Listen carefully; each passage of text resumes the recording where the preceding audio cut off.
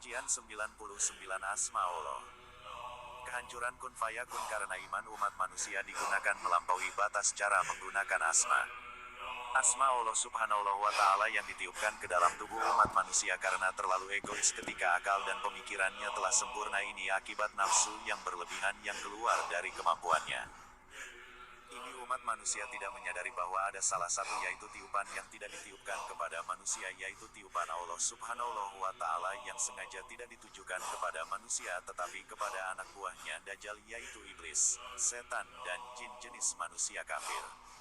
Allah subhanahu wa ta'ala berfirman, maka apabila aku telah menyempurnakan kejadiannya, dan aku telah meniupkan roh ciptaanku ke dalamnya, maka tunduklah kamu kepadanya dengan bersujud. QS Al-Hijr 15, ayat 29, lalu ayat berikutnya 30.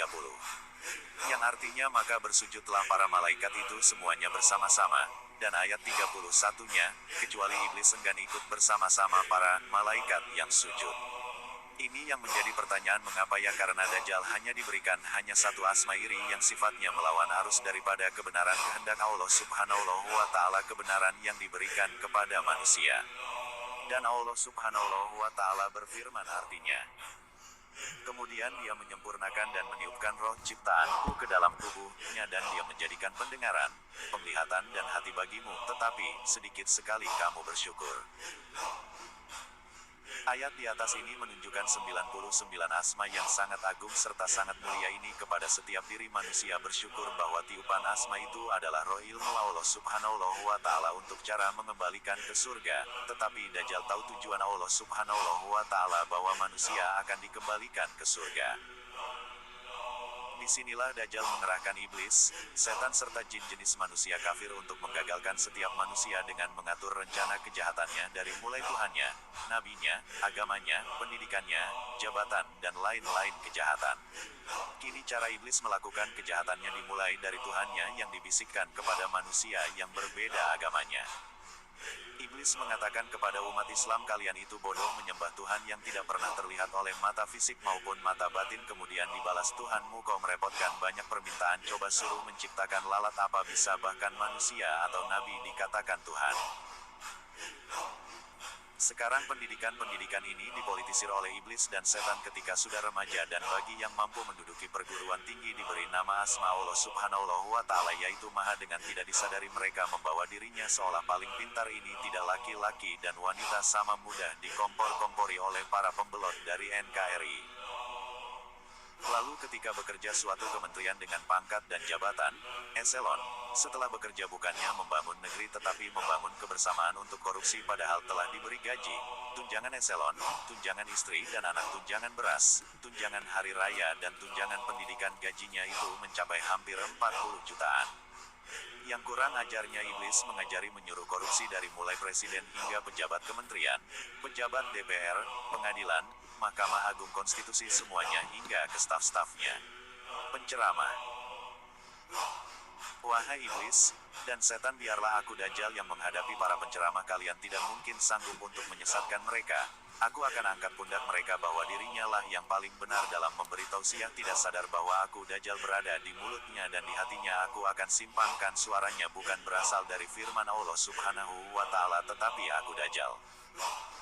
Coba perhatikan penceramah yang aku simpangkan diantaranya mereka yang mengakui agama aliran agama apa saja tersebut itu adalah agama yang aku Dajjal dirikan semenjak Nabi Muhammad wafat banyak orang yang aku angkat sebagai penggantinya untuk menyesatkan umat Nabi Muhammad dari agama Allah subhanahu wa ta'ala diamanatkan.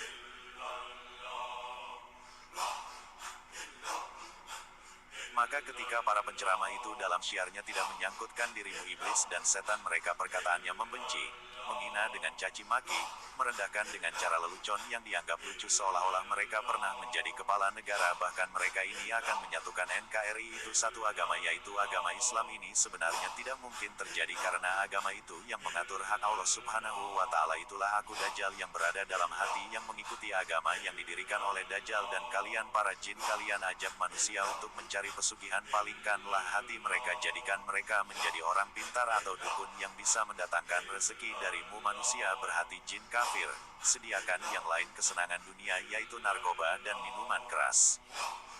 Dan kita ucapkan selamat kepada para pemimpin yang akan membawanya ke neraka.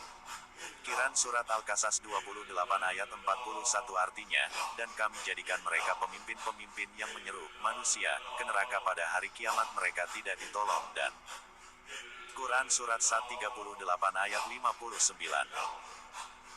Artinya, dikatakan kepada mereka ini adalah suatu rombongan pengikut-pengikutmu, yang masuk berdesak-desakan bersama ke neraka, berkata pemimpin-pemimpin mereka yang durhaka, tiadalah ucapan selamat datang kepada mereka karena sesungguhnya mereka akan masuk neraka.